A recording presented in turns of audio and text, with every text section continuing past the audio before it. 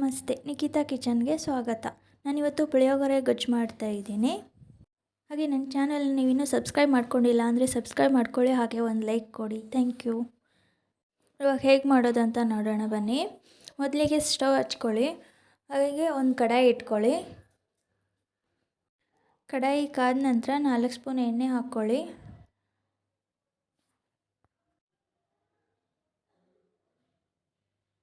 ಇವಾಗ ನೋಡಿ ಎಣ್ಣೆ ಕಾದಿದೆ.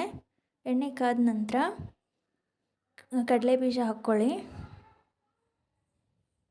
ನೋಡಿ, ನಿಮ್ಗೆ ಜಾಸ್ತಿ ಕಡಲೆ ಬೀಜ ಬೇಕಂದರೆ ಜಾಸ್ತಿ ಹಾಕ್ಕೊಳ್ಳಿ. ಸ್ವಲ್ಪ ಫ್ರೈ ಮಾಡ್ಕೊಳ್ಳಿ ಕಡಲೆ ಬೀಜನ.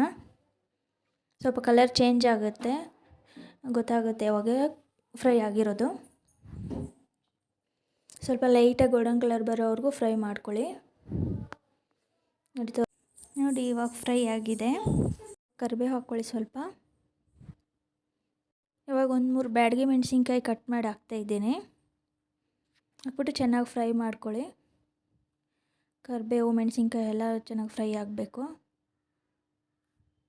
ಫ್ರೈ ಆಗ್ತಾಯಿದೆ ನೋಡಿ, ಆ ಥರ ಫ್ರೈ ಮಾಡ್ಕೊಳ್ಳಿ. ಮೆಣಸಿನ್ಕಾಯಿ ಎಲ್ಲ ದೊಡ್ಡದಾಗತ್ತೆ, ಆ ಥರ ಫ್ರೈ ಮಾಡ್ಕೊಳ್ಳಿ. ಇವಾಗ ನೆಕ್ಸ್ಟು ಪುಳಿಯೋಗರೆ ಪೌಡ್ರ್ ಹಾಕ್ಕೊಳ್ಳಿ. ಜಾಸ್ತಿ ಮಾಡ್ತಾಯಿದ್ರೆ ಸ್ವಲ್ಪ ಜಾಸ್ತಿ ಹಾಕ್ಕೊಳ್ಳಿ. ನಾನು ತೋರಿಸ್ತಾ ಇರೋದು 6 ಮೆಂಬರ್ಗೆ ಸಾಲುತ್ತೆ ಒನ್ ಟೈಮ್ ಊಟಕ್ಕೆ. 1 ಸ್ಪೂನ್ ಅಚ್ಕಾರದ ಪುಡಿ ಹಾಕ್ಕೊಂಡು ಚೆನ್ನಾಗಿ ಮಿಕ್ಸ್ ಮಾಡ್ಕೊಳ್ಳಿ.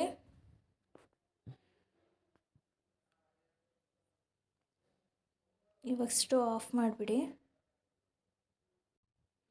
ಇವಾಗ ನಾನು ತೋರಿಸ್ತಾ ಇದ್ದೀನಲ್ವ, ಆ ಸ್ಪೂನಲ್ಲೇ 1 ಸ್ಪೂನು ಬೆಲ್ಲ ಮತ್ತು ಹುಣಸೆಹಣ್ಣು ಕುದಿಸಿರೋ ಅಂಥ ಜ್ಯೂಸ್ ಹಾಕ್ಕೊಳ್ಳಿ. ಹಾಕಿ ಮತ್ತು ಚೆನ್ನಾಗಿ ಮಿಕ್ಸ್ ಮಾಡ್ಕೊಳ್ಳಿ. ಇದೇನು ಕುದಿಸೋ ಅವಶ್ಯಕತೆ ಇಲ್ಲ, ಯಾಕಂದರೆ ಅದು ಕುದ್ದಿರೋದೇ ಜ್ಯೂಸು. ಇವಾಗ ನೋಡಿ ಪುಳಿಯೋಗರೆ ಗೊಜ್ಜು ರೆಡಿ ಆಯಿತು. ಇವಾಗ ತಣ್ಣಗಾಗಿರೋ ರೈಸ್ಗೆ ಗೊಜ್ಜು ಹಾಕ್ತಾಯಿದ್ದೀನಿ ನೋಡಿ. ರೈಸು ತಣ್ಣಗಾಗಿರಬೇಕು, ಬಿಸಿ ಇದ್ದ ಗೊಜ್ಜು ಹಾಕಿದರೆ ಚೆನ್ನಾಗಾಗಲ್ಲ. ನೋಡಿ ಇವಾಗ ನಾನು ಗೊಜ್ಜು ಹಾಕ್ತಾಯಿದ್ದೀನಿ, ಪುಳಿಯೋಗರೆ ಗೊಜ್ಜು ಹಾಕ್ತಾಯಿದ್ದೀನಿ. ಹಾಕಿ ಚೆನ್ನಾಗಿ ಮಿಕ್ಸ್ ಮಾಡ್ಕೊಳ್ಳಿ. ನೋಡಿ ರೈಸು ಉದುರಾಗಿರಬೇಕು, ಆವಾಗಲೇ ಪುಳಿಯೋಗರೆ ತಿನ್ನೋಕ್ಕೆ ಚೆನ್ನಾಗಿರುತ್ತೆ.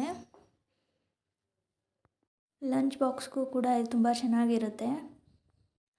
ಹಾಗೆ ಈ ಗೊಜ್ಜನ್ನ 4 ದಿನ ಸ್ಟೋರ್ ಮಾಡಿ ಕೂಡ ಇಟ್ಕೊಂಡು ತಿನ್ಬೋದು, ಏನೂ ಆಗೋಲ್ಲ. ಯಾಕಂದರೆ ಹುಣಸೆ ಹಣ್ಣಿನ ಜ್ಯೂಸ್ ಹಾಕಿರ್ತೀವಿ ಅಲ್ವಾ, ಹಾಗಾಗಿ ಹಾಳಾಗಲ್ಲ ಇದು. ನೋಡಿ ಇವಾಗ ರೆಡಿ ಆಯಿತು ಪುಳಿಯೋಗರೆ. ತುಂಬ ಚೆನ್ನಾಗಾಗುತ್ತೆ, ನೀವು ಒಂದ್ಸರಿ ಟ್ರೈ ಮಾಡಿ. ಹಾಗೆ ಹೇಗೆ ಬಂತು ಅಂತ ಕಮೆಂಟ್ ಮಾಡಿ. Thanks for watching. Please like and subscribe my channel. Thank you.